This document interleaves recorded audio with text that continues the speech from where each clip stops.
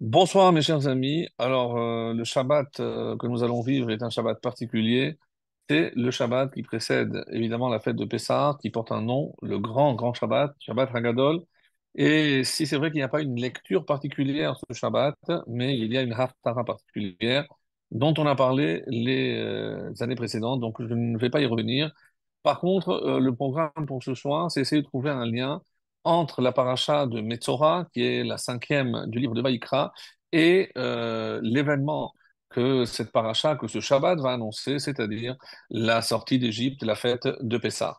Alors peut-être juste une petite précision, lorsqu'on dit la fête de Pessah, c'est vrai que la fête de Pessah porte son nom par rapport au Corban, le sacrifice de l'agneau pascal, cet agneau qui s'appelait Corban Pessah. Mais dans la Torah, cette fête s'appelle Chag HaMatzot.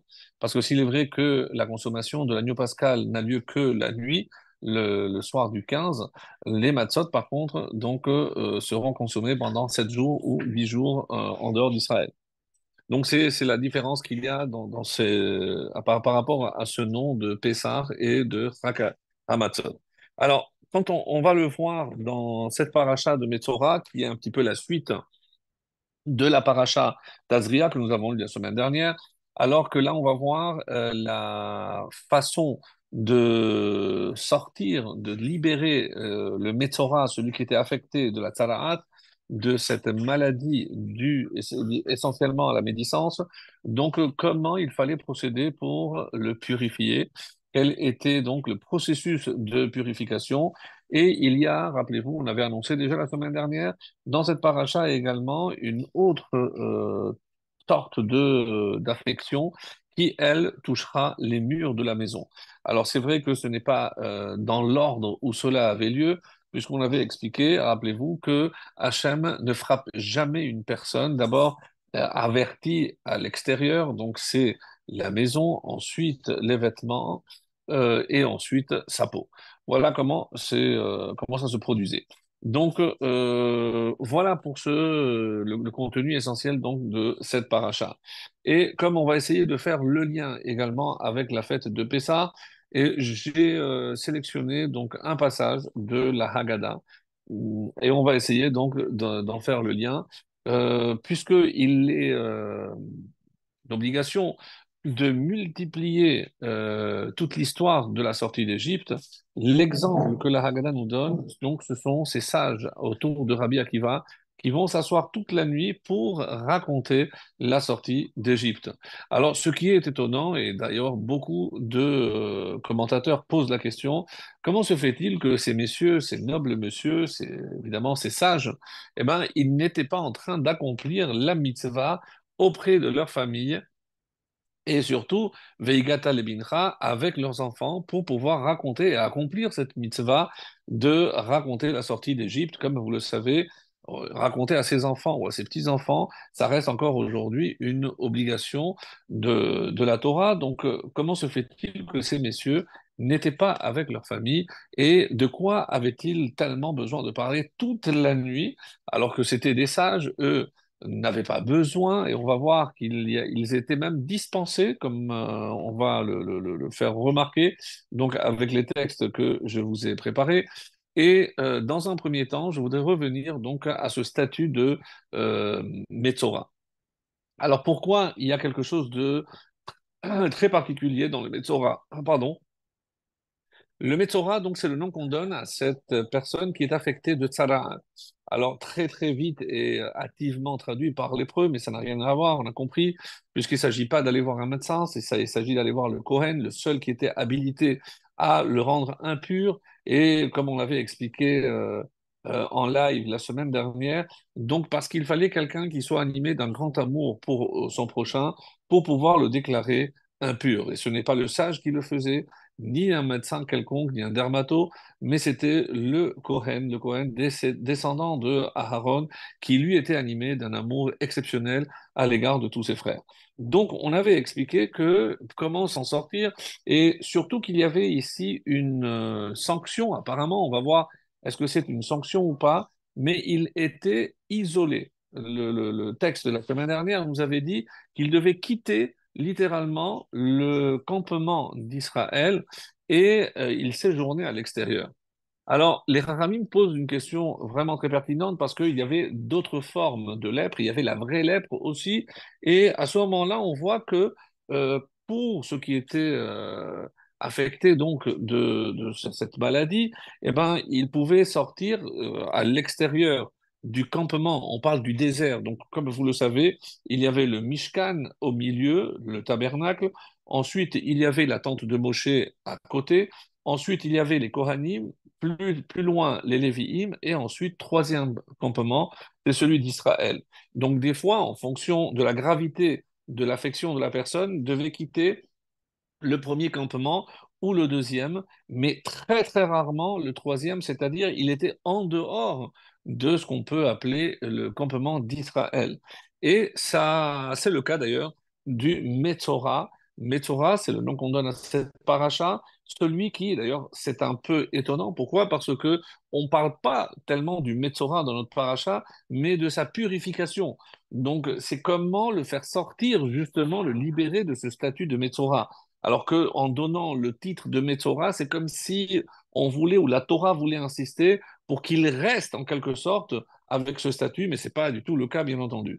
Donc, pour quelle raison fallait-il qu'il soit à l'extérieur entièrement du campement d'Israël, une forme d'isolement? Alors, la réponse classique que vous avez déjà entendue, on avait peut-être même rapporté les années précédentes, c'est comme il a voulu créer un isolement par rapport à la personne dont il a parlé du mal, alors lui aussi, donc pour sentir ce que c'est qu'être isolé, eh ben, on va le lui faire sentir sur sa personne elle-même, et donc on va lui demander de partir à l'extérieur tout seul, sans contact.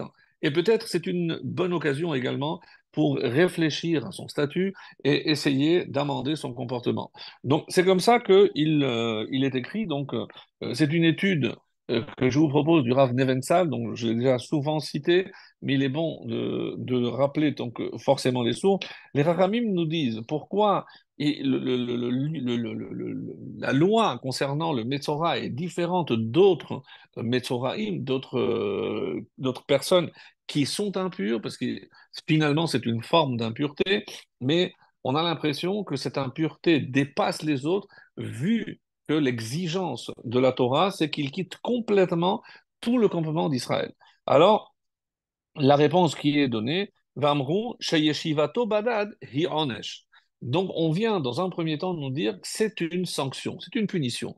Donc, lui qui a voulu, comme ça c'est marqué, Hu Ivdil ben Ish leishto, il a voulu peut-être créer même la zizanie entre l'époux et son épouse, ben Ish lereu, ou entre un homme et son prochain, les Ficha Ramatora Badad Yeshev. C'est un enseignement qui est rapporté dans le traité de Chin à la page 16. Donc, Badad Yeshev, maintenant, il va résider tout seul. Donc, toi qui as voulu causer un isolement chez quelqu'un, eh ben, c'est toi, un petit peu comme lui, c'est ce qu'il a voulu faire aux autres, c'est ce qu'on va lui faire. C'est un onesh, c'est une sanction. C'est pour ça que, et c'est comme ça qu'on dit, car Yeshev Garou Bivdidut. Donc, c'est pour que tu puisses ressentir ce que tu t'apprêtais à faire à l'autre, eh ben, tu vas, et cette fois-ci, toi, le vivre dans ta peau. Alors, ça, c'est l'explication. D'autres Chachamim nous disent non, c'est pas forcément éducatif, hein. Mais comme je l'ai dit tout à l'heure, c'est que à quoi est propice l'isolement, puisque je n'ai personne à qui parler, je ne peux parler de personne. Alors, qu'est-ce que je vais faire? Je vais méditer. Et c'est peut-être une incitation à la méditation de la part de la Torah, parce que maintenant tu vas un peu réfléchir à ta condition. Donc, qu'est-ce que tu as voulu faire? Pourquoi tu as agi de la sorte? Qu'est-ce qui t'a motivé à parler, à juger, à porter un jugement sur telle ou telle personne?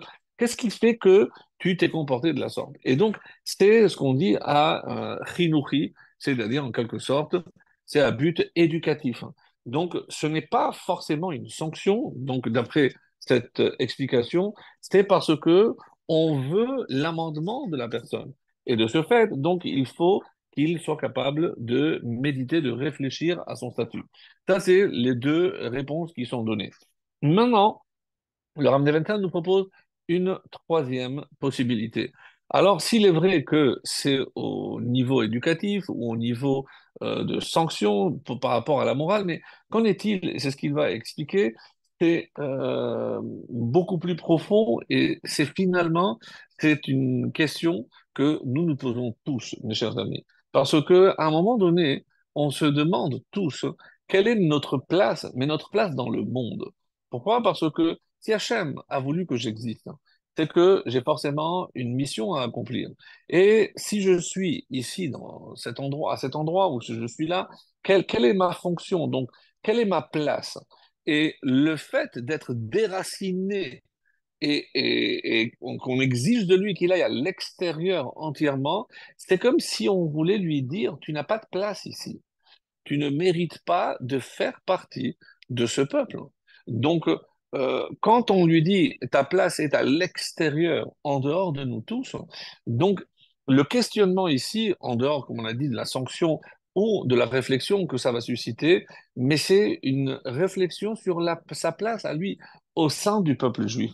Et ça, c'est beaucoup plus pertinent parce que, évidemment, on se rend compte que nous avons besoin de la société, nous avons besoin puisque, comme on l'a vu avec le Bakassit à Shekel, on a besoin de l'autre, ne serait-ce que par rapport au conjoint, par rapport à la personne avec qui je dois étudier. Donc, je ne peux pas m'isoler. L'isolement est une forme de mort, puisque je ne peux pas échanger, je ne peux pas donner, je ne peux pas recevoir.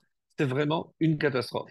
Et donc, c'est en quelque sorte ce que la Torah cherche à, on va dire, à inciter l'homme à réfléchir sur sa place dans le monde.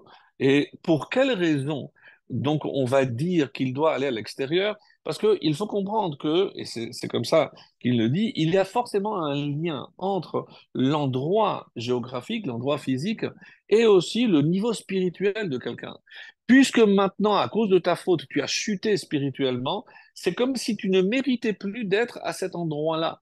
Donc, on va t'expulser. Et quelle est la particularité de l'endroit duquel il s'éloigne? Eh ben, comme on va dire qu'il y avait des cercles concentriques, donc on a expliqué qu'il y avait au centre même, c'est le Mishkan, c'est l'endroit le plus sacré. Ensuite, le Kohen, qui est encore plus que le Lévi, et Israël un peu moins. Donc, il va sortir et il va s'éloigner entièrement de la source de ce qu'on peut appeler la sainteté. Donc, c'est une forme pour lui rappeler que comme tu as chuté tellement spirituellement, même l'endroit te rejette. Et cet endroit où il y a une sainteté ne peut pas tolérer une personne qui a souillé sa personne, qui a souillé son essence par la parole. Et c'est l'idée que développe ici le Rav Nebenzahl, d'une manière vraiment très très riche, puisqu'il va apporter aussi des exemples. Parce que si nous on pense, et c'est ça à partir de là qu'il va édifier toute sa réflexion, nous on pense que la sanction ou la tzara, cette affection, c'est par rapport à ce que j'ai fait à l'autre. Donc évidemment que j'ai essayé de faire du mal, j'ai peut-être même réussi à lui faire du mal, parce que les autres maintenant en prenant connaissance de ce que moi je dis sur lui, eh ben, peut-être qu'ils vont le voir autrement, peut-être qu'ils vont même le rejeter en sachant qu'il est comme ceci ou comme cela. Donc forcément, ça a des conséquences. Ça, il n'y a nul doute que toute parole a une conséquence. Et une conséquence qui peut être néfaste et destructrice, comme c'est le cas de la médisance, comme on en parle ici. Mais, et c'est comme ça qu'il va dire, la vraie sanction, c'est qu'on va l'éloigner de la source de la sainteté. Quelque part, donc il ne mérite pas d'être dans un endroit où il peut s'inspirer de sainteté. Il donne l'exemple du Cohen. Le Cohen, vous vous rappelez donc le jour de Kippour, il va rentrer dans l'endroit le plus saint, dans le Kodesh HaKodashim. Mais pour ce faire, donc c'est vrai que lui, c'est le Kohen Gadol, mais il y a une préparation préalable. Pendant 7 jours, il s'est éloigné de sa femme, il s'est éloigné. Il dort sur place même parce que il doit s'inspirer de la Kedusha afin de rentrer dans la source de la Kedusha. Et donc, ça, c'est extraordinaire parce que on voit bien, mes amis, que l'endroit, le lieu, a une influence sur la personne. Et donc, si c'est un endroit qui est saint, eh ben, va conférer cet endroit, cette sainteté, va finalement agir sur la personne qui se trouve à cet endroit. Pourquoi c'est tellement important? de se trouver et d'habiter en terre d'Israël. Et il y a même une réponse. Pourquoi il faut 2 jours à l'extérieur alors qu'il n'y a besoin que d'un jour?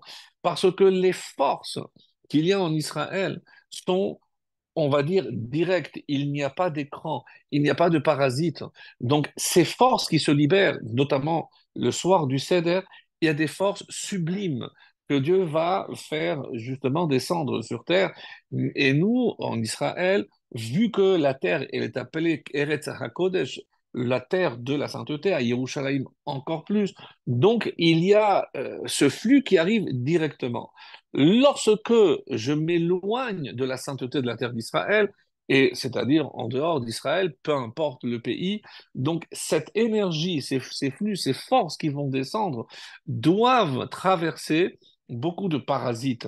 Et c'est la raison pour laquelle il y a besoin de plus de temps pour traverser, et c'est une des raisons, on va dire, profondes pour lesquelles il y a besoin de 2 jours au lieu d'un seul jour par rapport à donc ces dérangements, ces parasites qui empêchent ces énergies de descendre chez le juif.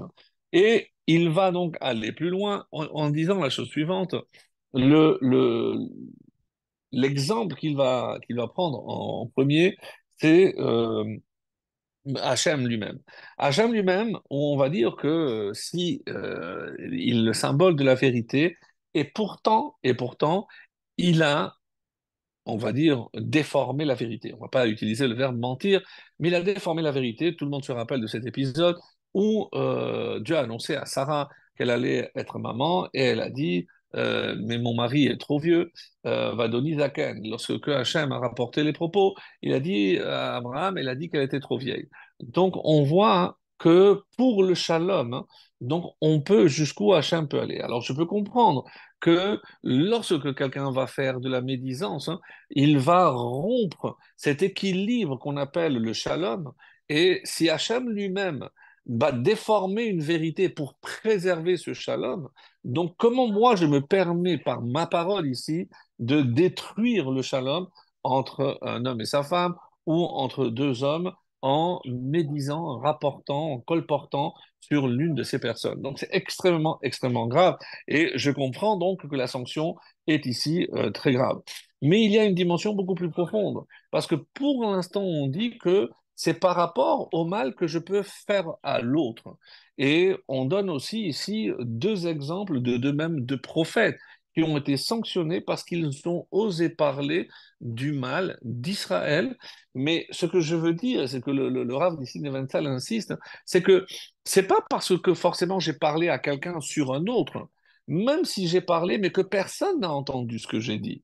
Et donc c'est pour ça qu'il va pousser un peu plus la question, mais si au final je n'ai fait de mal à personne, pourquoi ce serait interdit? Pourquoi ce serait tellement grave? Et l'exemple qu'il donne, ce sont 2 prophètes, et oui, pas moins. Un, c'est Ishayahu, et l'autre, c'est Eliyahu, Eliyahu Navi. Oui, mes amis. Donc, mais qu'est-ce qu'ils ont pu dire de si grave? Alors, il rapporte ces versets où Ishayahu a dit Ubetor Am Teme Sefatai Mani Yoshev. Et je réside à l'intérieur d'un peuple aux lèvres impures. Comment tu oses parler de mon peuple ainsi? Et Yeshayahu va être très, très, très sévèrement sanctionné. Et ça, c'est dans Ishayahu, chapitre 6, le verset 5. Et Eliyahu Navi, dans quel contexte il l'a dit? Dans Malachim Aleph, et c'est le 19e chapitre, le 10e verset. Qu'est-ce qu'il est dit? Azevou benitecha beni Israël. Les enfants d'Israël ont abandonné ton alliance. Alors, il y en a qui disent, et je ne vais pas rentrer dans le débat, est-ce que c'est la raison pour laquelle Dieu lui a dit, eh ben, je vais te montrer que c'est faux ce que tu as dit, et je te condamne à assister chaque fois qu'il y aura une alliance. De quelle alliance il s'agit? Ben, l'alliance où on mentionne Eliyahu Navi, c'est-à-dire la Brit Mila. Donc, ce n'est pas comme certains prétendent, il vient pour voir si cet enfant est probablement ou un messie probable. Non, c'est pour le punir. D'après ces avis-là, c'est parce qu'il a osé dire que le peuple d'Israël a abandonné son alliance. Alors Dieu l'a obligé à être présent à chacune de ces alliances, à chacune de ces Brit Mila. Donc, il y a les 2 avis, donc je ne vais pas trancher. C'est une étude très intéressante qui est à ce sujet-là. Mais en tout cas, on voit ici que comment des propos proférés par deux prophètes vont avoir des conséquences très graves pour l'un et pour l'autre. Parce que si je dis que c'est mal ce qu'il a dit, eh ben, le condamner à être présent, à venir à chaque Brit Mila, c'est pas comme certains le disent, c'est un zéchout que d'avoir Eliyahu Hanavi, mais c'est une punition pour lui. Pour nous, ça reste un zéchout, un grand mérite. Mais pour lui, c'est une sanction parce qu'il faut qu'il soit présent pour lui démontrer que ses propos étaient évidemment infondés. Alors, et on arrive maintenant au fait de ce que le Rav Neventzal veut prouver ici, c'est que indépendamment du mal que je peux produire ou que je veux provoquer, que je vais malheureusement sur telle ou telle personne à cause de telle ou telle parole proférée dans un contexte très précis, donc indépendamment du mal que je peux provoquer par ma parole et le mal à autrui, il insiste sur un point extraordinaire. Il a dit, c'est pas uniquement que ce soit la sanction, tout ce qu'on a dit tout à l'heure, par rapport à ce que je fais à l'autre, mais la première personne qui est touchée quand moi je prononce des propos médisants, c'est moi-même. Et c'est ce qu'il dit, donc, upogea kodem be'atzmo. Avant tout et avant tous les autres, le premier qui est atteint, c'est toi-même. C'est-à-dire à qui tu fais du mal quand tu parles, quand tu médis, c'est toi-même. Et c'est ça qui est vraiment, vraiment très puissant. Pourquoi? Parce que tu portes atteinte au Tselem Elohim Shebecha. C'est parce que n'oublie pas que tu es porteur de l'image divine. Donc, comment oses-tu, quand tu parles de la sorte, et surtout que n'oubliez pas, ce qui fait notre différence par rapport à toutes les autres créatures, c'est Ruach Memalela, c'est cette force, le Nefesh Chaim, comme dit le Targum Onkelos, Ruach Memalela, c'est l'esprit parlant, c'est la parole. Et certains disent que comment je ressemble à Hachem, évidemment, c'est pas le corps, mais c'est par la force qu'il m'a donnée dans la parole. Quand j'avais raconté cette histoire, que je ne me rappelle pas si dans ce contexte ou pas, mais c'est quelqu'un un rave un jour, qui a dit, regardez comme ça un peu curieux, on prend de l'eau chaude pour faire du café, après qui est amer, après je mets du sucre pour le rendre doux, et après je prends du lait pour refroidir parce que c'est chaud. Alors je prends quelque chose pour rajouter quelque chose qui est froid, et je prends quelque chose d'amer pour le rendre doux. Mais à la fin, quel est le but? Il a dit, c'est pas grave. Si c'est amer, doux, chaud ou froid, l'essentiel, c'est que Sherakol Niya Bidvaro. Qu'est-ce qu'il veut dire par là? C'est que tout a été créé par la parole divine. Donc, je ne sais pas si cette journée, et c'est pour ça que c'est important de prendre le café avant de commencer la journée, je ne sais pas ce que cette journée va finalement me réserver. Est-ce que c'est une douche froide? Est-ce que c'est au contraire de quelque chose de chaud, d'enthousiasme? Est-ce que c'est quelque chose d'amer, quelque chose de doux? Je ne sais pas. Mais une chose est certaine, chez Hakol, que tout ce qui va m'arriver, Nihya Bidvaro, a été par sa parole. C'est-à-dire que finalement, la parole d'Hachem, quand je fais une bracha, je n'y pense peut-être pas, mais il faut se concentrer quelques secondes même, pas plus, mais que ce que j'ai dans la main, ça a été créé par la parole d'Hachem. Hachem a dit et ça a été. Et donc, et c'est ça. Et quand je dis que l'homme a été créé à l'image de Dieu, c'est-à-dire que Dieu nous a donné cette force dans la parole, mes amis, on ne mesure pas. C'est-à-dire que je peux avoir une... Non, pas je peux. J'ai une parole qui peut être créatrice, hein, mais le revers de la médaille, c'est qu'elle peut être aussi destructrice. Donc je ne me rends pas compte à quel point je peux être l'image. Et donc qu'est-ce qui s'est passé? Cette image de Dieu qu'il m'a léguée à travers la Neshama, à travers la force de la parole, qui fait de moi l'image divine. Et c'est pour ça que c'est tellement grave au niveau de la parole. Donc qu'est-ce que j'en fais? Je l'utilise pour détruire. Mais, mais comment tu peux oser une arme pareille que je t'ai donnée, que j'ai mis entre tes mains, pour semer la destruction, alors que je te demande d'être mon égal et je t'ai donné une chance incroyable, c'est que tu peux toi aussi créer par la parole. Et tu l'utilises pour détruire. Donc tu portes atteinte à cette image divine qui est en toi, puisque tu ne mérites plus d'être le porteur de cette image divine. Donc, c'est comme si c'était de l'autodestruction, mes amis, et c'est ça la médisance. On n'avait peut-être pas insisté la semaine dernière sur cet aspect-là, mais j'ai découvert en recherchant donc chez le Rav Nevensal cette idée qui m'a paru vraiment extraordinaire. Et d'ailleurs, il va aller aussi un peu plus loin. En effet, alors il dit en citant euh, en citant le prophète Zacharia. Zacharie. Donc, nous sommes au chapitre 7, le verset 10, et il dit, il cite la phrase suivante. Donc, j'ai été chercher, donc le verset commence ainsi, je vous le lis en hébreu. N'opprimez pas la veuve, l'orphelin, l'hôte ou le pauvre, et ne méditez pas dans votre cœur le mal l'un contre l'autre. Alors, c'est très intéressant ce verset, comme va le développer le Rav Nevensal. Pourquoi? Parce qu'il dit ne méditez pas dans votre cœur. Donc, pour l'instant, je n'ai rien dit. Donc, je comprends par rapport à tout ce que j'ai dit que c'est très grave lorsque j'ai proféré quelque chose. Mais pour l'instant, je n'ai fait que méditer. Alors, où est le mal? Pourquoi l'avertissement de ce prophète concerne la pensée de mal et pas uniquement l'action. Il y a un autre prophète aussi qui n'est pas cité par le Rav Nevensal, mais que j'avais lu ailleurs. Donc le prophète Amos, cette fois-ci, et c'est au chapitre 4, le verset 13, qui dit Ki hine yotzer harim ubore ruach umagid le adam ma secho. Alors, la traduction ici est un petit peu complexe par rapport au dernier mot, comme vous l'aurez compris. Car c'est lui qui forme les montagnes et qui crée le vent, en parlant évidemment d'Hachem. Lui, Umagid le Adam, il raconte à l'homme littéralement, ou il découvre à l'homme, Ma Secho. D'après une façon d'interpréter ce mot, secho et pas sicho, secho, c'est sa pensée. Sa pensée. Et donc, ça corrobore un petit peu ce qu'on avait dit ici. Al tarchez-vous bilvafrem. Ne méditez pas dans votre cœur. Donc, c'est la pensée, la mauvaise parole. Évidemment, on sait très bien que avant de parler, on médite.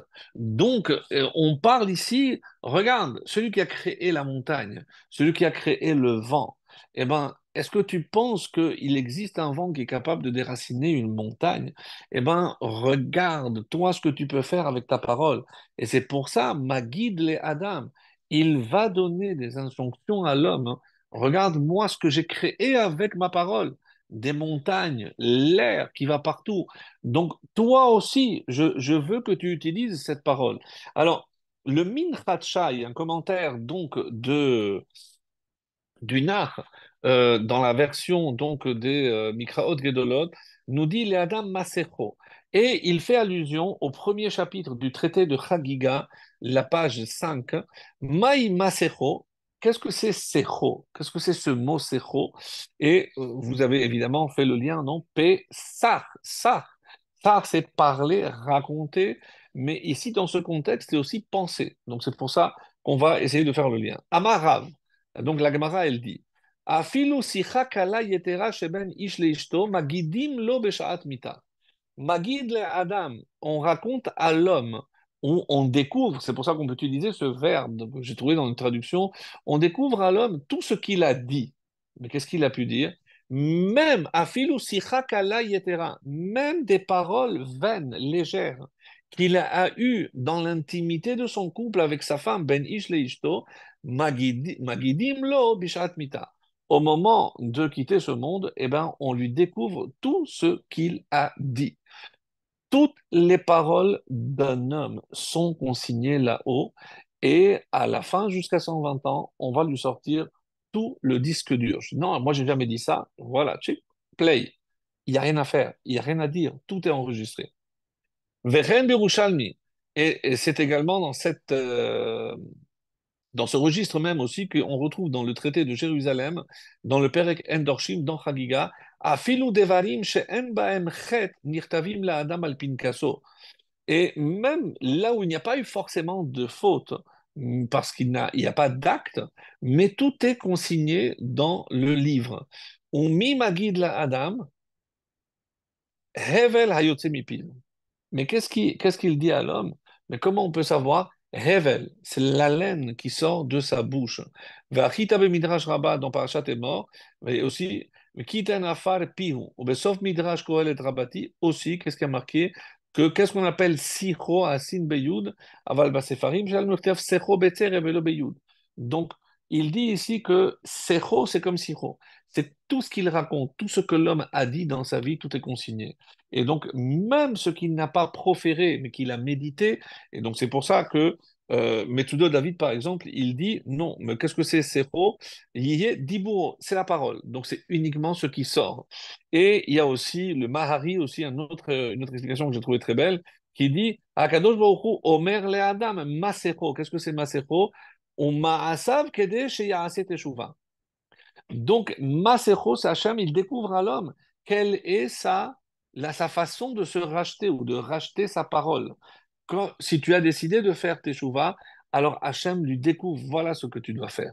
Donc, ne va pas chercher dans la montagne ou dans le vent, personne ne viendra à ton aide. Rappelez-vous, donc, la fameuse histoire où il a commencé à demander à la montagne d'intercéder, au vent d'intercéder, et c'est un petit peu dans cette veine-là qu'on peut dire, ne cherche pas d'alliés, c'est toi. Masecho, c'est Hachem, il te dit à toi, voilà ce que j'attends de toi. Ne cherche pas de l'aide à l'extérieur. Voilà ce que Marie dit ici. Metzo David, donc, c'est Diburo, c'est ce qu'on a dit. Et là, ce qui est intéressant aussi, c'est parce que dans un autre contexte, on dit, regarde, est-ce que ce que le vent emporte, eh ben, ce que toi, ta parole a pu avoir comme conséquence, c'est quelque chose qui ne peut pas être réparé parce que le vent l'a emporté. Et tes paroles peuvent aller extrêmement loin. Donc on peut pas même pas imaginer le mal que l'on peut faire. Donc comme un château comme de dominos où une pièce entraîne l'autre, mais ça peut faire une destruction massive, mes chers amis. C'est ça ce que ici le Rav de Vensal veut mettre en avant avec le texte de la prophétie de Zechariah. Alors, le Lachon Hara, donc qu'est-ce que c'est? Dit pourquoi, une des raisons, on va voir dans la paracha, pourquoi on a porté deux oiseaux, parce que, comme le dit Rashi, mais pas de pétine. Donc il papote toujours et il parle beaucoup, mais alors, mais parler, c'est pas forcément parler en mal. Oui, tu as raison. Et c'est comme ça que les Chachamim l'expliquent. Mais quelqu'un qui commence déjà à tenir des propos vains, donc on va commencer à parler de choses vaines, donc comme les oiseaux, pas de pétime. Et donc d'autres disent non, au contraire, les oiseaux, c'est pour embellir. Pourquoi un oiseau gazou, il chante? Mais c'est pour l'oreille de l'homme.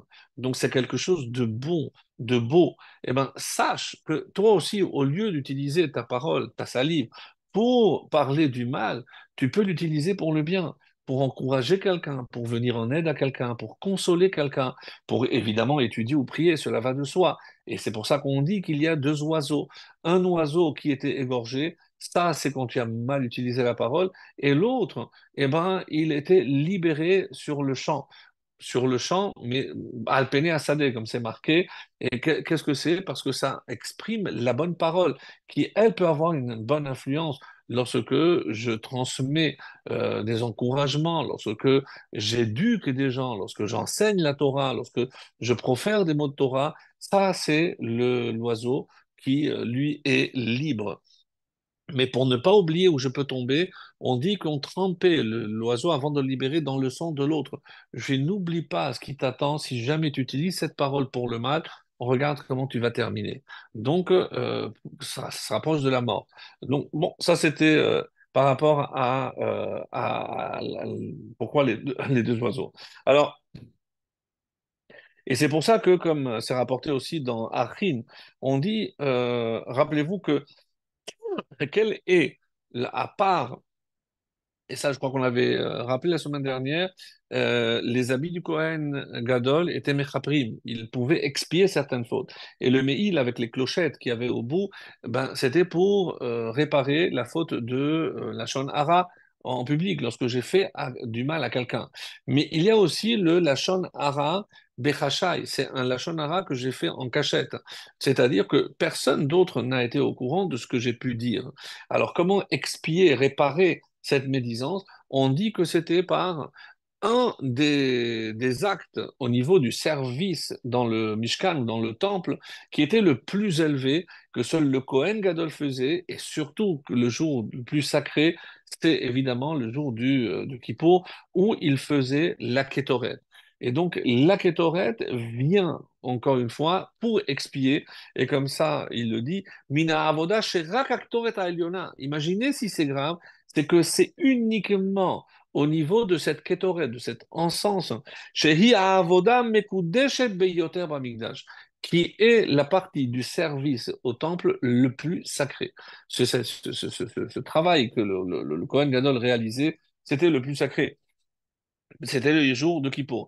Rak li mesugelet raper al gam atzum shegohem dibur lashon hara. Et c'est comme ça que c'est rapporté dans Achim toujours, dans le traité de Achim, la page 16, là-bas où on s'étend sur tous les détails de la médisance, où on explique effectivement qu'il n'y avait que cette possibilité pour réparer, c'est la kétoret. Alors, il va aller plus loin et il va dire, d'accord, j'ai compris que ça peut porter atteinte à ma personne, que je comprends, mais finalement, qu'est-ce que ça change? Qu'est-ce que ça peut avoir comme conséquence? Et pourquoi c'est tellement grave? Qu'est-ce qui a changé? C'est ce qu'il va essayer de dire ici, et il va prendre comme point de référence le Shabbat. Le Shabbat, le traité de Shabbat, pour ceux qui l'ont déjà étudié, commence par le dernier des travaux. La dernière melacha, c'est la hotza'a. C'est sortir ou faire sortir un objet d'un domaine public d'un domaine privé à un domaine public. Donc c'est hotza'a. Alors il analyse, il dit, mais si je prends cet objet et que il est chez moi, maintenant il est à l'extérieur, qu'est-ce que j'ai fait? J'ai rien créé, je n'ai rien changé. Moi, j'ai pas changé. L'objet, je n'ai généré aucun changement dans l'objet. Donc, qu'est-ce qui s'est passé ici? Pourquoi c'est tellement grave? Alors, justement, et c'est une des réponses que propose Tosfot, pourquoi on a commencé par cette mélacha, pour ce travail interdit? Parce que comme c'est le moins clair, le plus difficile à comprendre, et surtout qu'on ne voit pas la logique. Qu'est-ce que ça peut changer un objet qui soit là et je le mets dehors ou à l'inverse, ou de l'intérieur, de l'extérieur, je le mets à l'intérieur? Qu'est-ce qui change? Rien ne change. Et comme c'est le plus difficile, c'est pour ça que les Rachamim ont décidé de commencer le traité de Shabbat par celui-là. Alors, évidemment, si je vous dis par différence, le travail de bichoul, de cuire, eh ben, je prends une pomme de terre crue et je la cuis. Évidemment que j'ai apporté un changement, mais un changement radical de quelque chose qui n'était pas comestible, je l'ai rendu comestible. Là, je vois le changement. Là, je comprends qu'il y a un changement d'état et qui s'appelle bichoul. Donc, évidemment, ce sera interdit sous toutes ses formes, même ce qui peut cuire facilement, calé à bichoul, comme le thé. C'est pour ça que je dois prendre plusieurs kélim selon les différents avis, etc. Donc là, quand c'est clair, je comprends. Mais par rapport à la Otsa, je ne comprends pas. Il n'y a pas de changement. Alors les Rachamim viennent te dire, eh ben, il n'y a pas de changement visible comme pour la pomme de terre, l'exemple que je l'ai donné. Mais sache qu'au niveau de l'essence, cet objet qui était là et qui maintenant se trouve là, parce que ce changement a eu lieu Shabbat, il y a un changement radical qui s'opère à l'intérieur dans l'essence même de cet objet que tu es incapable de voir. Donc, il dit, la médisance, c'est pareil. Qu'est-ce que ça change? Qu'est-ce que j'ai dit? Qu'est-ce que ça peut changer? Ou qu'est-ce que ça peut pas changer? Mais c'est tellement grave que si on pouvait voir les conséquences de nos paroles, croyez-moi, qu'on mettrait comme quelqu'un qui disait, il ne parlait plus. Pourquoi? Je dis parce que avant de parler, pour ne pas parler du mal, Dieu nous avait donné deux murailles, les lèvres et les dents. Mais comme maintenant, à mon âge, j'ai pratiquement pas de dents, je ne peux pas prendre de risques puisque je n'ai pas de rempart, j'ai qu'un seul. C'est pour vous montrer à quel point les Rachamim, évidemment, faisaient attention à cela. Alors, et il dit aussi, donc c'est ça un petit peu, que, que- quand je l'éloigne, je suis en train de dire que tant qu'il reste, c'est la terre qui peut aussi apporter en lui un changement, une réparation. Et vous allez me dire, oui, mais je l'ai isolé. Je l'ai isolé de l'intérieur du campement, mais ça reste à l'extérieur, et surtout lorsque ces lois étaient appliquées, comme on va le voir après en terre d'Israël, mais comme la terre d'Israël, elle garde une sainteté, donc peut-être pas celle qu'il y a à Jérusalem, celle qu'il y a dans le temple ou dans le Kodesh HaKodashim, bien sûr, mais on le laisse malgré tout avec un contact avec la terre d'Israël. Et c'est ça, encore une fois, ce sur quoi le Rav ici va insister, c'est que l'on comprenne que c'est ma place que je joue, parce que je suis en train de me faire un mal invisible. Alors pour que je puisse m'apercevoir de l'affection, pas uniquement extérieure sur la peau, donc en sachant que, je ne sais pas si vous saviez, mais la peau est l'organe le plus grand du corps, parce qu'on ne le considère pas, on ne le voit pas comme un organe, mais si vous mesurez toute la surface du corps humain, c'est de très très très loin l'organe le plus important. Mais c'est aussi celui qui, quelque part, représente le contact avec l'extérieur. Donc, qu'est-ce qui se passe lorsque il y a la tsaraat? Il y a une obstruction. C'est comme s'il n'y avait plus de contact entre l'extérieur et l'intérieur. Donc, pourquoi? Parce que les pores, en quelque sorte, sont bouchés.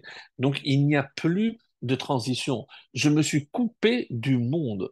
Donc, là, l'isolement que je vais provoquer à l'extérieur n'est que la conséquence, on va dire, métaphysique d'un état physique, puisque maintenant, lorsque il y a cette couleur blanche et cette affection qui s'appelle tzadaat, c'est comme si quelque part c'était bouché. Et il y a, comme vous le savez, un lien entre les termes de boucher et impureté. Venit metem, il y a marqué venitamtem, puisqu'il n'y a pas de aleph, lorsque je consomme des aliments impurs, je me rends impur ou je m'obstrue, je crée une obstruction, une fermeture, je me couvre, quelque part, je me déconnecte avec les forces extérieures et malheureusement pour un juif, c'est très très très grave. Donc, mais il y a les galoutes, bon, alors, les galoutes est hadgashat, pour bien comprendre. C'est pour ça que j'ai choisi ce passage. Lo nertam xardin alavotenu bamidbar, parce qu'il va prendre un autre exemple. Et l'exemple qu'il va prendre de la médisance, et qui est peut-être l'exemple extrême, puisque là, on a parlé même de Moshe, qui a parlé des fois sur le peuple juif, il ne va pas me croire, donc il a eu la main qui a été lépreuse avec la Sarah, mais il donne un exemple encore beaucoup plus fort, c'est celui des Méragelim. Les Méragelim qui ont parlé du mal de la terre d'Israël. Mais si on analyse vraiment leurs propos et tout ce que les Chachamim nous disent à leur sujet, on est un peu étonné. Pourquoi? Parce que c'est pas seulement qu'ils ont parlé du mal de la terre, mais vous savez ce qu'ils sont arrivés à dire, ils vont dire, c'est que si Hachem vous a fait sortir d'Égypte, comme, euh, comme c'est rapporté dans le verset, alors j'ai la référence ici, donc c'est dans Devarim, le premier chapitre, et le verset 27. Vateragenu be'aolechem vatomeru. Vous avez calomnié dans vos tentes vatomeru et vous avez dit Besnat Hashem otanu hotzianu Misraïm, c'est à cause de la haine d'Hachem envers nous qui nous a fait sortir d'Égypte. Bon sang de bonsoir, mais qu'est-ce que vous racontez? C'est parce que Hachem nous déteste qui nous a fait sortir d'Égypte. Mais et où sont les miracles, tous les bienfaits qu'il a fait? Mais malheureusement, et c'est ça ce que le Rav nous dit ici, c'est que dès que je commence à mettre en doute un bienfait d'Hachem, j'en viens presque à nier, et c'est pour ça que c'est tellement grave de commencer à parler de paroles vaines. Je vais en venir à critiquer des Talmidei Chachamim, la Torah, trouver ridicule, et malheureusement, j'arrive jusqu'à la kfira, jusqu'à nier l'existence d'Hachem, qu'à Dieu ne plaise. Mais comment c'est tellement grave? Et c'est pour ça que le Ramim voit ici une faute qui est pire que les trois fautes capitales. Et il y en a qui disent non, que les trois fautes capitales ensemble. Et la preuve, c'est que pour la destruction du premier temple, donc les trois fautes dont on parle, le meurtre, l'idolâtrie et les relations interdites, ben, au bout de 70 ans, Hachem nous avait pardonné. Alors, qu'est-ce qu'on voit que pour la Sinat Chinam, qui n'est autre que la manifestation et la conséquence de la Shonara, eh ben, Hachem n'est pas prêt encore de nous pardonner. Et il faut croire que c'est pire, parce que pour 70 ans, on est déjà 1900, plus de 1950 ans d'exil pour cette faute-là. Donc, à nous de tirer évidemment des conclusions. Alors, il dit que, comme ça c'est rapporté dans Achim, c'est que l'onertam zardin à la voté sur la faute des Meragelim, donc qui ont mis en doute la force de Dieu, mais Hachem ne pourra pas. Ils ont été ingrats par rapport à tous les miracles que Dieu avait fait pour les faire sortir, jusqu'à imaginer, je sais pas, moi, jusqu'à affirmer que c'est par haine qu'Hachem nous a fait sortir. Et mais pourquoi ils ont été punis? Pas pour tout ça. Ella à la Shonara. C'est uniquement lorsqu'ils ont parlé du mal de la terre. Je ne comprends pas. Mais ils ont presque parlé contre Dieu. Pas presque, mais ils ont parlé contre Dieu. Et finalement, donc, leur faute et leur sanction la sentence n'a été prononcée que à cause du Lachonara. Alors, c'est ce qu'il essaye de comprendre. Oto Lachonara Shnefitu Meragelim. Mais pourquoi? Parce que avec cette faute, il y a autre chose. C'est que quand ils ont parlé de la terre, non, vous allez dire, mais c'est que de la terre. Oui, mais c'est quoi les conséquences? C'est faire fauter les autres. C'est-à-dire qu'ici, c'est rajouter en quelque sorte une faute. Qu'est-ce qu'ils ont induit par leurs paroles? À ce que tous les autres finalement ne veuillent pas aller en Israël. Donc, c'est pas seulement que eux ont parlé du mal, mais les conséquences, c'est faire fauter les autres. Et c'est ce qu'il va dire. Chez Al-Kfira Bashem, Salcha Midatadin. Même la Midatadin a pardonné sur la Kfira alors qu'ils ont nié la force de Dieu. Ach lo ala Shonara. Mais sur la Shonara, Hashem n'était pas prêt à pardonner. Va'are emuna Bashem hi mitzvah. Shebiladea en la yahdut kol mashmaout. Mais enfin, c'est comment je peux dire que si je nie Hachem, tout est basé sur la Emouna en Hachem. Sinon, il y a pas de judaïsme, il n'y a pas de Torah. Alors c'est ce qu'il dit. Et c'est que ici, qu'est-ce que c'est les Meragelim? Apegia yechida ita ba Meragelim ou ba aminim le divrem ekev oladat erech haaretz be'enei atzmam. Parce qu'il a dit, mais cette terre, mais elle ne mérite pas. Je ne sais pas pourquoi Hachem, on était très bien en Égypte. Hishpilu et nafsham, et c'est finalement, parlant du mal de la terre, hein, c'est qu'est-ce qu'ils ont fait? Ils se sont exclus eux-mêmes de la sainteté de la terre d'Israël. Donc, comme on a dit au début que le mal qu'ils ont fait, le premier mal, le premier qui sont atteints, c'est eux-mêmes. C'est ce qu'il dit ici. Mais iknisalar et saltomrehem, shtelu veta be'arbaim shenot nodedim, haya bekocham letaken et ha'ashacha ha'atzmit ha'nora'a. C'est comment on peut traduire cette autodestruction? C'est parce que finalement, eux et toute la génération qui a entendu et qui a suivi périra dans le désert pendant ces 40 ans. Donc, vous pensez que la terre n'est pas bonne? Eh bien, vous ne la mériterez pas. Et donc, finalement, qui va payer? C'est pas la terre. J'ai changé quelque chose à la terre? Pas du tout. Puisque Ah oui, mais j'ai parlé du mal de la terre. Mais la terre ne va pas changer par rapport à ce que j'ai dit. Mais c'est moi et le changement que j'ai induit chez les personnes qui voient mal maintenant cette terre. Eh bien, si c'est comme ça, eh ben, tu ne rentres pas en terre d'Israël. Et c'est pour ça qu'il dit, comment je peux pallier à ça, comment je peux apporter un remède? Eh ben, c'est pour ça qu'il a apporté le verset de Zecharia, rappelez-vous, et il ne faut pas l'oublier, Al tarchevu bilvafren, c'est-à-dire ne laisse pas méditer dans ton cœur. C'est-à-dire, avant même de proférer ces paroles, donc qu'est-ce qu'il faut? Donc penser en bien. Et oui, c'est une chanson, Machashavot Tovot, parce que si j'élimine de mauvaises pensées, évidemment par, on va dire, association et par induction, puisque forcément, ça va aussi induire à ne pas parler du mal. Donc, si je monte à la racine, c'est les mauvaises pensées qui peuvent générer de mauvaises paroles. Donc, comment je peux éviter de mauvaises paroles avec des bonnes pensées? Et qu'est-ce que ça veut dire des bonnes pensées, mes amis? Eh bien, tout simplement, essayer de toujours de voir le bon côté des choses. Le bon côté des choses, mais aussi le bon côté des personnes. Si j'étais capable, moi, de toujours penser, de regarder ce qui est bien, évidemment que personne n'est parfait, nous-mêmes. Donc, mais plutôt que de regarder ce qui ne va pas chez l'autre, pourquoi je ne fais pas cet effort pour essayer de voir ce que je peux apprendre de l'autre, l'exemple qu'il peut me donner. Autrement dit, Revedan et Kol Adam, les Kavzekut, toujours trouver des circonstances atténuantes. C'est savoir que il y a forcément du bien chez chacun.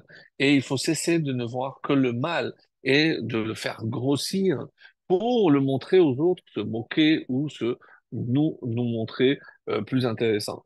Et alors, c'est un petit peu ce que je veux faire comme lien, puisque cette parole, et quand le Zohar dit que la parole était en exil en Égypte, pourquoi? Mais de quelle parole? Alors, il y a plusieurs explications, mais il y a une très belle qui dit que, pourquoi Hachem nous a fait sortir d'Égypte? Eh bien, regarde ce qu'on va faire le Seder pour utiliser la parole. Alors, qu'est-ce qu'on fait avec la parole? Eh bien, on va raconter, mais pas seulement raconter. On va raconter, et quel est le but de raconter à mon fils tout ce que Hachem a fait? Eh bien, être reconnaissant à Hachem, mes amis. Tout le but de la sortie d'Égypte, c'est que nous, Hachem nous a fait le porte-parole de l'humanité pour faire connaître à l'humanité les bienfaits d'Hachem. L'existence d'Hachem, certes, mais surtout les bienfaits. Et ça s'appelle de la reconnaissance. Donc les hodot ou le hallel, faire la louange d'Hachem. Pourquoi je fais sa louange? Parce que je suis reconnaissant de tous les miracles qu'il nous a fait. Donc, et c'est à ce moment-là que je dis que la bouche a été libérée. Tant qu'on était en Égypte, personne ne pouvait parler au monde de la grandeur de Dieu. Donc voilà, en quelque sorte, le but de la sortie d'Égypte, c'est raconter la grandeur, et c'est pour ça Kol Hamarbe Harez Meshuba, tout celui qui multiplie, eh ben c'est Meshuba, c'est plus louable. Et alors, et quel est l'exemple justement pour faire justement le lien? Et quel est l'exemple que nous donne la Haggadah? Eh bien, Maaseh, ben Rabbi Eliezer, ben Yoshua, Rabbi Elazar, ben Azaria, Rabbi Akiba et Rabbi Tarfon. Et ils étaient tous réunis à Bnei Brak, Vayum Saperim Mitziat Misraim. Ils parlaient de la sortie d'Égypte, eux aussi. Puisqu'on dit, Afilu Kulanu Chaim, même si on est tous des sages, plus sages qu'eux. Et attention, parce que pourquoi on les cite dans cet ordre? Alors, moi, j'aurais dit Rabbi Akiva, non. Et pourquoi on raconte dans cet ordre? Ad Shebaou Talmidehem Vamru Lahem Igi Azman Kriyat Shema Shel Shachrit. Alors, ils étaient tellement immergés dans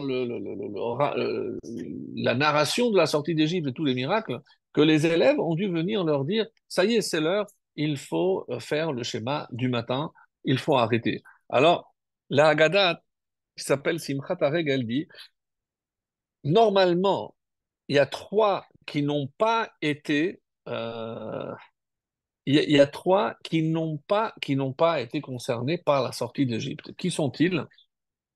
Les Kohanim, les Lévi'im et les convertis.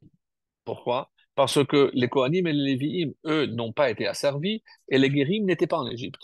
Donc ces trois n'étaient pas obligés de raconter la sortie d'Égypte. Et pourtant, Maaseh Rabbi Eliezer et Rabbi Elazar et Rabbi Tarfon, pourquoi eux sont racontés et sont inclus? Parce que eux, c'était des Kohanim. Donc, même si on oublie qu'ils sont Talmidei Chachamim, mais c'est des Kohanim, les Kohanim, à la limite, ils auraient pu être dispensés de raconter la sortie d'Égypte parce qu'ils n'étaient pas inclus, n'ont pas vécu l'esclavage. Et qui encore? Rabbi Yoshua, qui était Lévi, lui non plus, et pourtant il est là. Et Rabbi Akiva, qui était converti. Donc, tous ceux qui sont réunis à Bnei Brak avaient une raison d'être dispensés, et pourtant ils le font. Dans la Haggadah du Rabbi Lubavitch, il donne une explication à l'ordre. Pourquoi Rabbi Eliezer, Rabbi Yoshua, qui étaient les maîtres de Rabbi Akiva, ça j'entends, c'est pour ça qu'ils sont cités avant lui. Mais Acharka, Rabbi El-Azar ben Azaria, chez Mishpacha Miyucheset, Nasi, donc c'est pour ça qu'il est cité, Rabbi El-Azar ben Azaria. Donc après, on parle de Rabbi Akiva, qui était Marad el-Atra, parce que c'était le maître de Abnebrak, ils sont tous Abnebrak, et Ulvasov, Rabbi Tarfon, chez Aya Rabo, et même si Rabbi Tarfon était aussi un des maîtres de Rabbi Akiva, Ulvasov Niachavero, mais il était aussi son compagnon d'études, donc il était au même niveau, et comme on est Abnebrak, et que Abnebrak c'était Rabbi Akiva, mais ça ne répond pas à la question. Mais qu'est-ce qu'ils sont tous venus faire ici? Je ne comprends pas. Pourquoi? Parce que on va pas, les maîtres ne vont pas chez l'élève. C'est l'élève qui va visiter le maître. Donc, comme les fêtes, c'est raconté comme ça, à Seder, d'après de ce qu'on vient de dire ici.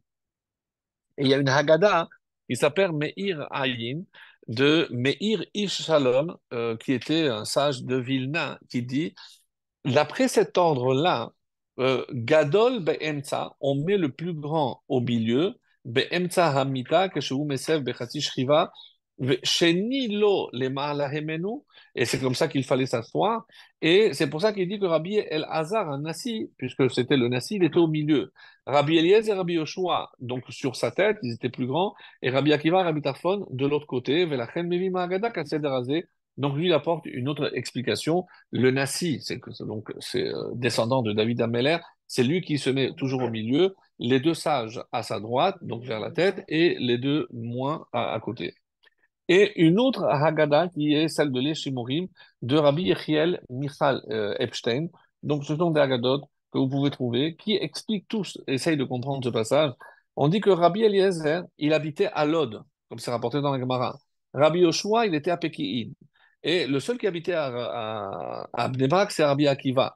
Et Rabbi Eliezer et Rabbi Yoshua, qui étaient les maîtres de Rabbi Akiva, pourquoi ils sont venus tous chez Rabbi Akiva à Bnei Brak? Et c'est étonnant sur Rabbi Eliezer, qui dit lui-même dans Masechet Tzuka que quoi? Dans Kav Zayin, Asur latzet mi beto baregel. Il est interdit de quitter, oui, écoutez bien, il est interdit de quitter sa maison pendant la fête. Il faut rester auprès de ses enfants, auprès de sa femme. Donc, même à Rosh Hashanah, on parle ici de Shalosh Regalim. Donc, je ne vais pas parler de Rosh Hashanah. Alors, qu'est-ce qui est rapporté par la suite? Amar, donc Amar Lahem, Rabbi Eliezer El-Hazar ben Azaria, et c'est la suite qui va peut-être nous apporter une lumière sur ce qui se passe ici. Parce que de quoi est discuté? Pourquoi ce sont les maîtres qui viennent voir l'élève? C'est pas logique. Évidemment, c'est pas logique. Alors, Hareani Keben Shemim Shana, tout le monde connaît, Rabbi Elazar ben Azara qui était âgé de 18 ans, et il dit, voici, je suis comme un vieillard de 70 ans, et Velo Zachit Shetami Retziat Mitzrayim Balelot. Et je n'ai pas eu le mérite qu'on dise, on parle de la sortie d'Égypte la nuit.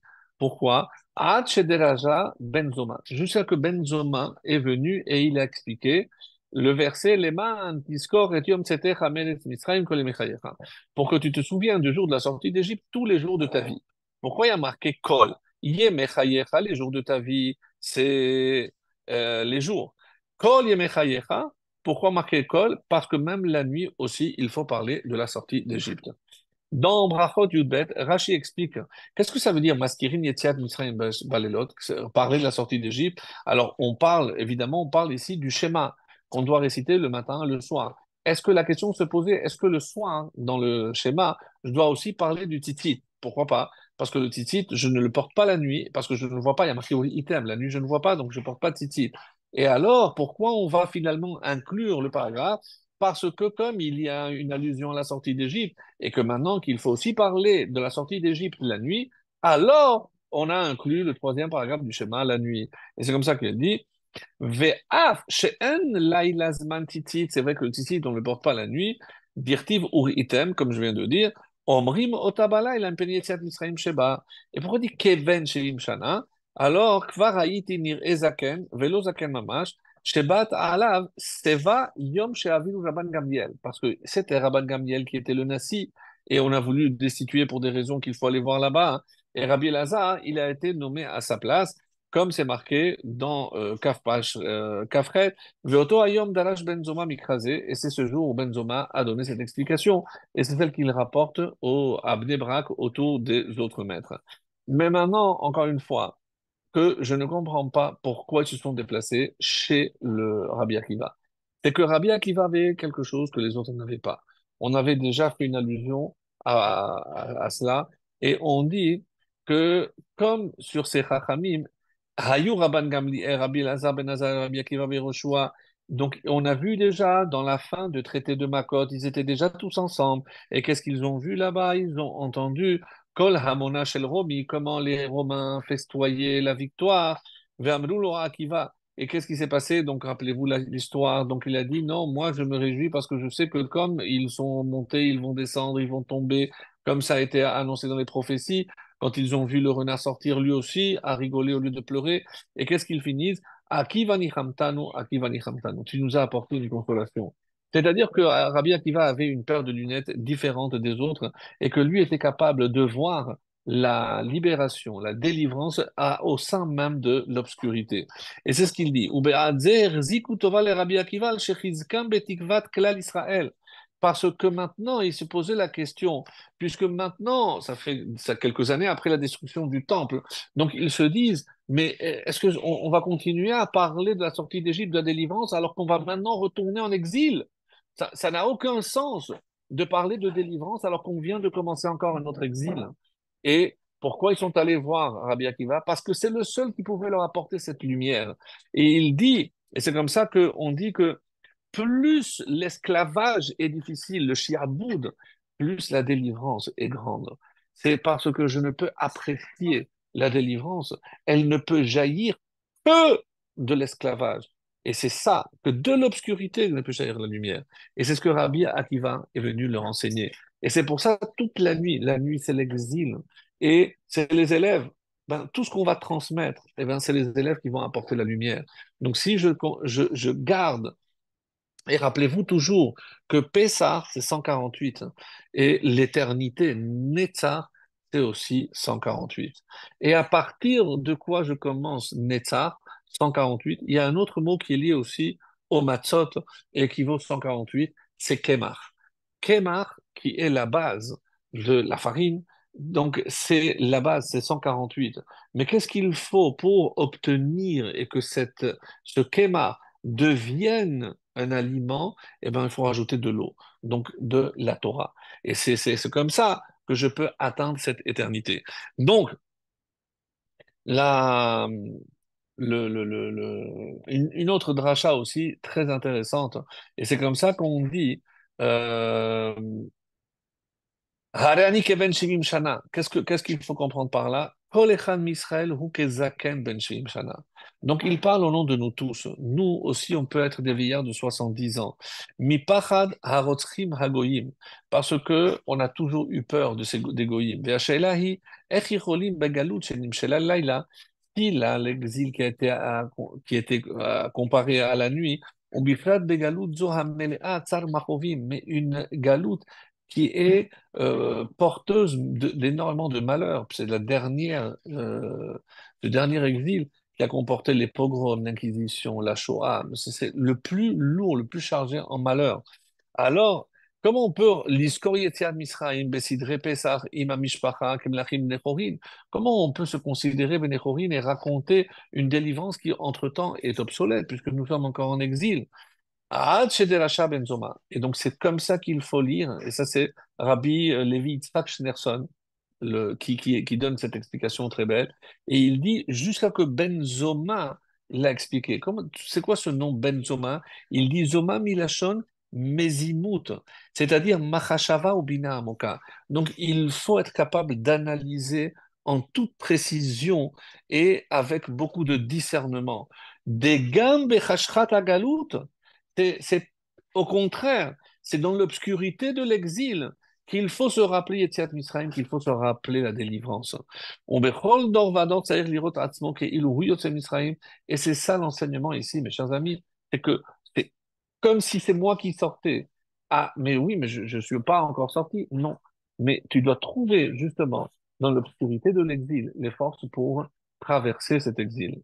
Et au début de la Haggadah, qu'est-ce qu'on dit? Halachma Ania. Et c'est quoi Ania? Qu'est-ce qu'il dit?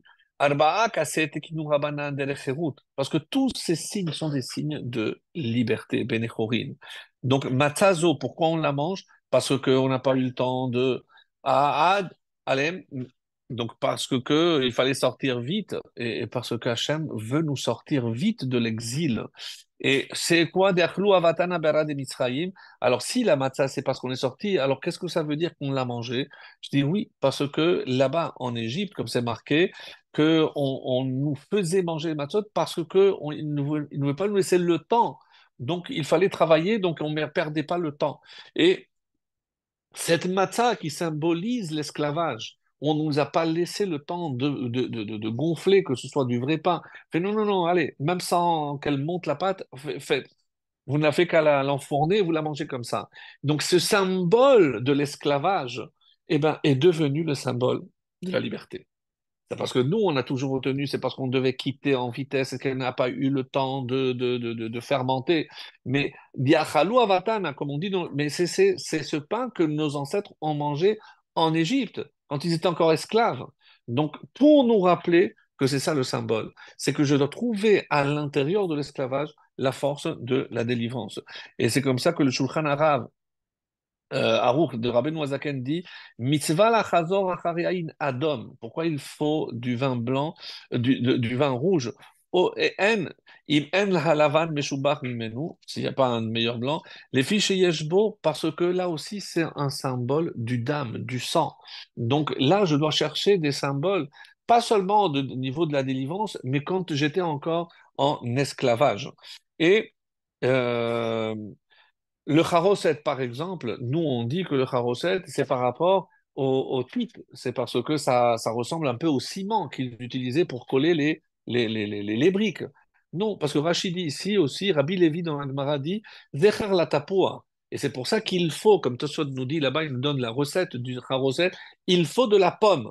Je dis, mais quel rapport la pomme? Pourquoi c'est tellement important la pomme? Rachid, Sheayu yoldot venehem sham. Tachatatapua oraticha. Shilashim fait allusion à cela. C'est parce que c'est sous le pommier que la femme attendait le mari pour pouvoir concevoir et continuer à procréer. Shambelo etzev shelo yakiru baen mitriim. Donc elle se cachait sous les pommiers. Tachatatapua oraticha, comme c'est marqué, voilà. Verabi Yochanan Omer zecher latit. Mais c'est aussi un zecher latit. Donc c'est un signe de l'espoir qui régnait à l'intérieur, mais c'est aussi un symbole ce ciment pour la construction. Abaye, il a dit, il carte à rire. L'achino im tapor veyaim. Et c'est pour ça qu'il faut, dans le charoset, et la pomme et le vin. Si vous ne savez pas pourquoi dans la formule de charoset, il y a le vin et la pomme, maintenant vous l'avez compris, et il y en a qui font la pâte et après ils rajoutent le vin doux parce qu'il faut le vin pour qu'elle soit un peu plus liquide. Ça, c'est chacun ses coutumes, mais il faut que les deux soient présents. Et je voudrais donc terminer l'étude de ce soir justement par rapport à ce symbole de la délivrance. J'ai dit que c'était au niveau de Netzach, mais il y a aussi quelque chose de très très beau. Rappelez-vous qu'il y a toujours, comme le Sefer HaYetzirah nous l'a dit, Olam, Shana et Nefesh. Tout se passe toujours sur ces trois dimensions du temps, de l'espace et de l'homme. Alors, s'il est vrai que, il y a une sortie d'Égypte géographique, ça, je vais dire que alors c'est Olam, c'est l'espace. Mais il y a aussi Shana. Donc, il y a aussi par rapport au temps. Et quel est le temps de la délivrance? On sait que c'est Pessah. Et c'est au niveau de Nefesh. Donc, mais comment je me libère? C'est au niveau de l'âme, c'est être capable de se libérer. Et ça, Yetziat Mitzrayim, c'est pas une sortie géographique, mais c'est faire sortir nos angoisses. Et c'est pour ça que on raconte, et on voit la grandeur de Dieu. Pourquoi je m'angoisse? Parce que c'est lorsque ma émouna est un petit peu touchée. Et le pain de la émouna, c'est précisément la matzah. Quand je mange la matzah, je vais acquérir. Quand maintenant c'est comme s'il y a un traitement d'antibiotiques, je ne sais pas, 3 jours ou 7 jours. Donc, mais après ces jours-là, je peux manger. Donc maintenant qu'il faut faire ce traitement, je ne mange que la matzah. Et une fois que maintenant je suis prêt, mon corps peut, et j'ai travaillé ma émouna, après je peux encore consommer le chametz.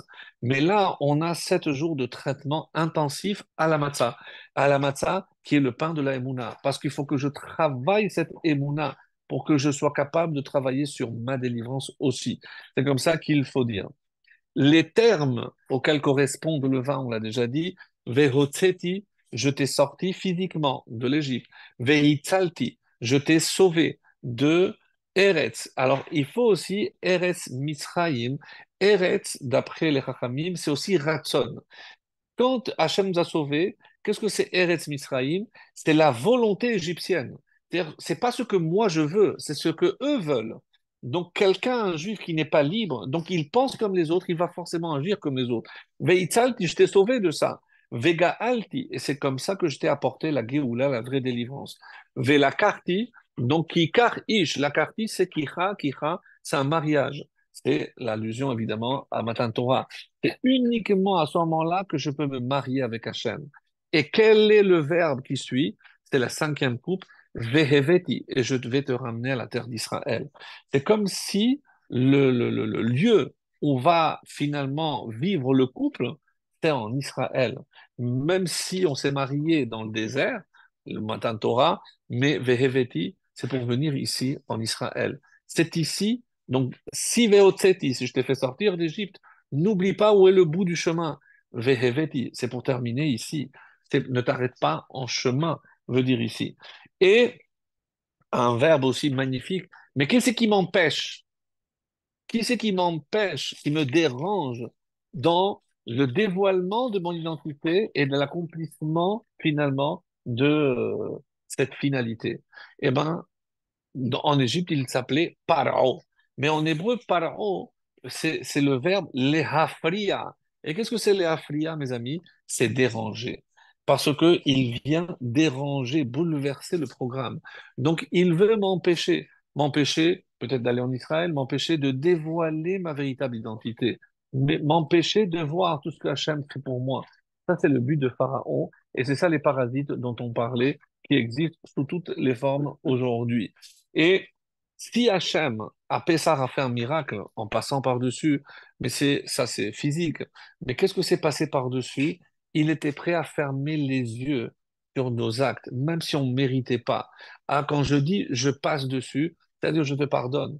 Hachem était prêt à fermer les yeux. Il fallait faire juste un petit geste, lequel badigeonner avec de l'hysope.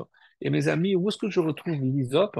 Justement, dans la paracha, il fallait prendre de l'hysope, du bois de cèdre. Le bois de cèdre, parce que tu as fauté par orgueil. Alors qu'est-ce que tu prends? Du bois de l'hysope.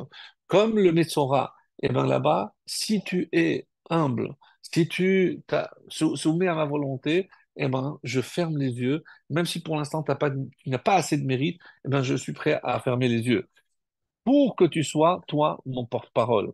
Donc, comme on l'a dit, Pessah. Et qu'est-ce que c'est Pessah, mes amis? La bouche qui parle, Sia. Donc la bouche qui médite bien. Et ça, c'est Samerchet 68. C'est la même valeur numérique que Chaim. C'est une bouche de vie. C'est ça la bouche de la vie. Et puisque nous avons terminé de parler du Metzora, je voulais enfin dire quelque chose de très beau, puisque tout le début de cette paracha, Vaïkra. À Vaïkra, Hachem nous a appelés. Pourquoi faire? Tzav. Il nous a donné un ordre. Est-ce que tu es prêt à le faire? Et si tu es prêt à le faire, quelle est la récompense? Shemini, tu vas atteindre le huitième niveau, c'est-à-dire l'infini, c'est-à-dire l'éternité. Et comment? Tazria Metzora. Alors, comment on dit Tazria? Alors, il y a un verset magnifique qui dit, dans Jérémie, voici venir les jours, dit l'Éternel, où je ferai surgir un rameau juste de David, un roi régnera et prospérera, et il administrera la justice et l'équité dans le pays. Évidemment, c'est une allusion au Mashiach. Et comment le Mashiach est appelé dans les textes? Donc, le Metzora de la maison de Rabbi Yehuda, le prince. Donc, le verset, c'est dans Isaïe cette fois-ci qui dit, en réalité, ce sont nos maladies qu'il a subies et nos douleurs qu'il a portées, tandis que nous l'avons pris pour un Metzora, frappé par Dieu et souffrant. Qui est ce Metzora, mes amis? C'est le Mashiach. Donc, de quoi parle cette paracha? De la délivrance. Donc, ça ne pouvait évidemment pas mieux tomber. Et alors, Tazria, c'est quoi? C'est semer, ensemencer, mais c'est semer. C'est-à-dire, si on traduit pour comment on va lire ces deux parachutes, Tazria Metzora, c'est semer les graines de la délivrance messianique. Tazria Metzora. Qu'Hachem, enfin, nous fasse voir, connaître le Metzora, ce rameau de David, le Mashiach, et qu'il nous apporte le shalom, évidemment la Géoula finale, qu'on n'entende que du bien, des miracles concernant les otages. Hachem protège non seulement les soldats et tout le Ham Israël jusqu'à Biat Goel Tzedek, jusqu'à la venue du Mashiach, tous dans la joie et dans les miracles. Amen. Ken Yireh Hatzav.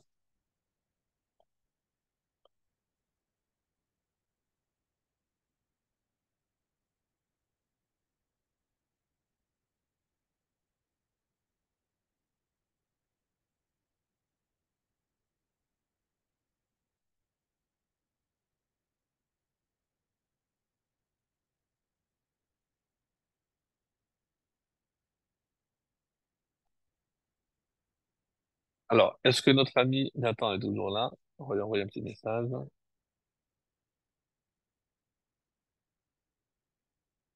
Hop.